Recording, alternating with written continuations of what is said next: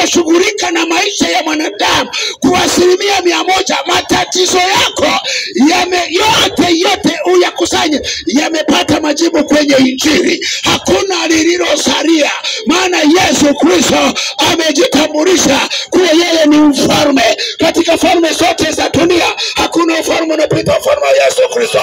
Yeye ni mfalme, yeye ni Bwana, yeye ni mwenye uweza, yeye ni mwenye mamlaka. Falme zote ziko chini yake, na Biblia inasema ni mfalme wa wafalme. Hakuna mfalme mwingine asimame juu ya Yesu Kristo. Kwa hiyo anasema majibu yako yote yanapatikana chini ya jua. Na ndio maana sisi hatuna mashaka tunapokuwa ndani ya Yesu.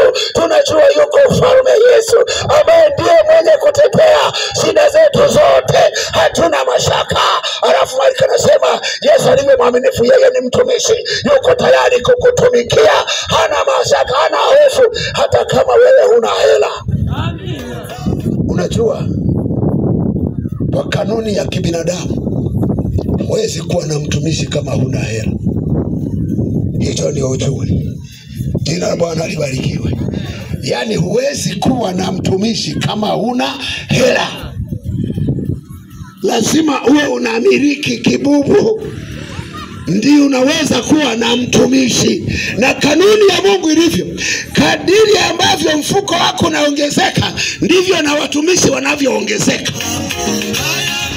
Hiyo ndio kanuni ya Mungu. Sasa Yesu jinsi alivyo waajabu, hata kama huna 100 inayolala ndani, yeye yuko tayari kuwa mtumishi wako kukutumikia. Hivyo ndivyo alivyo waajabu Yesu, kwamba haangalii pesa, haangalii elimu, haangalii cheo ulicho nacho. Anaangalia mtu aliyekubali kumpa Yesu maisha yake kuwa Bwana na Mwokozi. Yesu anakuwa tayari kukutumikia. Anakuwa tayari, anasamini ile roho inayotubu. Anaisamini, anakuwa tayari kujitoa sadaka kwa ajili ya hiyo roho.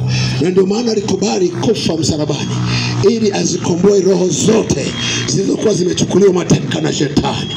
Akakubali kuwa mtumishi ili aweze kuwaleta wanadamu kwa Baba, awachukue kutoka duniani, awaswage kama kundi la kondoo, awapeleke mbele za Baba. Na ndio maana Yesu anasema mimi ni mchungaji mwema wa kondoo, ambaye niko tayari kutoa uhai wangu kwa ajili ya kondoo, ili hizi kondoo zifike kwa Baba, maana ndio mwenye mali. Jina la Bwana libarikiwe.